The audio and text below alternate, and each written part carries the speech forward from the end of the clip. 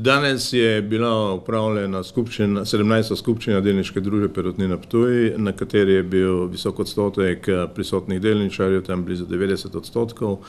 In potrjeni so bili nekateri predlogi uprave, nekateri pa ne. Pomembno je, da je uprava dobila razrešnico in nadzorni svet.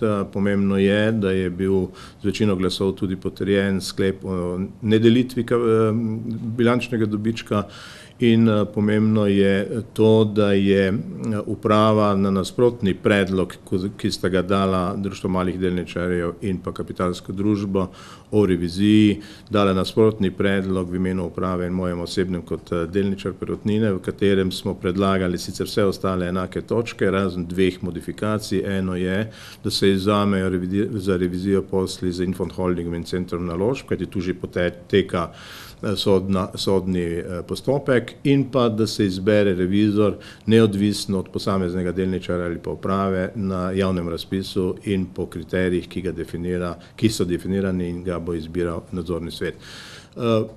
Žalostna, moram reči, za mene osebno in seveda verjetno tudi za vse delničarje pa zgodba, da ni bil odobren dodatna emisija delnic, kot je uprava predlagala, do 3 milijone emisije delnic, kar pomeni 50% osnovnega kapitala.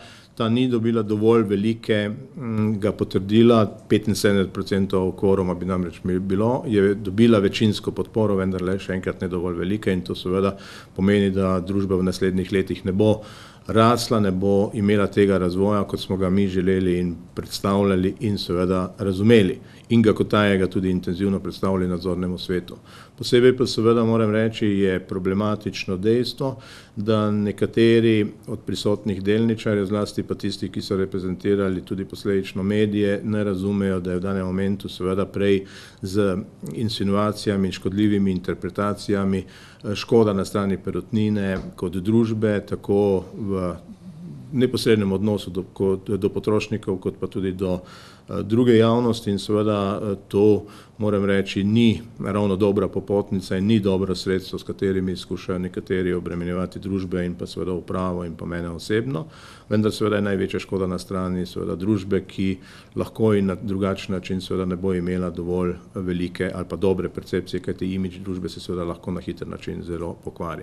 In sklep o imenovanju revizorja za poslovno leto 2011 je bil 100% potrjen, tako da je skupščina v principu pravzaprav nekatere stvari slabo razumela, pretežno je slabo razumela to dokapitalizacijo ali pa oziroma povečanje kapitala z novo emisijo delnic, ki seveda, moram reči, bi bila seveda pomembna, življenjsko pomembna za razvoj družbe, in to pravzaprav je posebej škoda, da nekateri delničarji, ki so neposredno vpeti v aktivnosti, v delo Perutnine Ptuj, niso podprli, in seveda tega, moram reči, pravzaprav res ne razumem. Drugače pa moram reči, je skupščina tekla profesionalno in odgovorno, in moram reči, da je uprava in nadzorni svet na vse točke dovolj široko in obsežno odgovorila.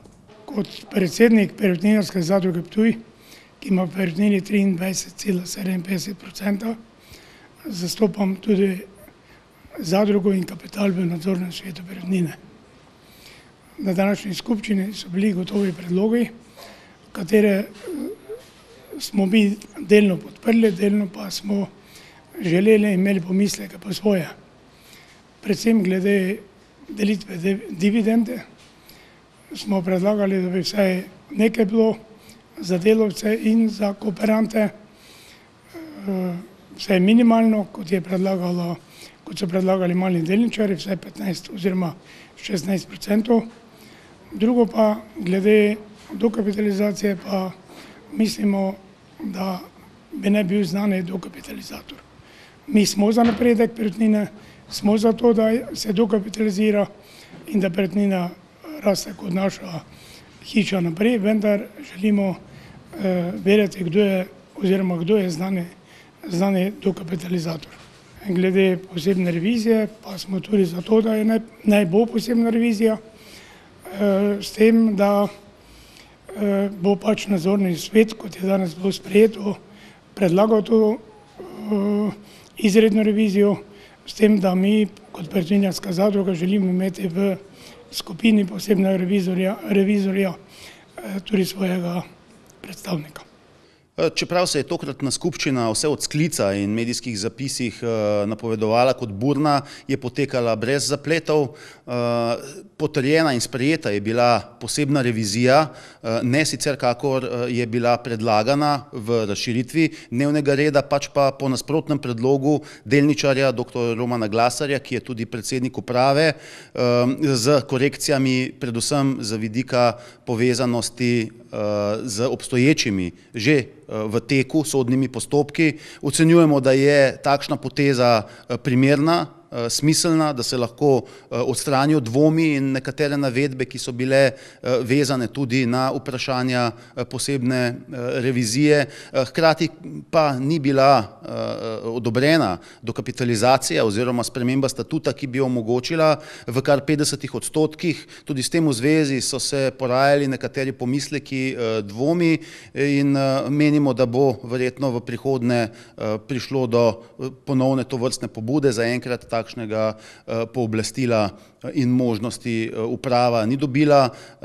Upamo vendarle, da to ne bo pomembneje vplivalo na razvojne načrte družbe in na postopke, kot so bili omenjeni, predstavljeni iskanja ustreznega strateškega partnerja in seveda iz naslova svežega kapitala možnosti za dodatni intenziven razvoj same družbe. Medtem ko pa niso bili sprejeti nobeni nasprotni predlogi vezani na delitev dobička oziroma delitev dividend, vsi so bili zavrnjeni in hkrati sprejet predlog uprave nadzornega sveta, da se dobiček ne deli.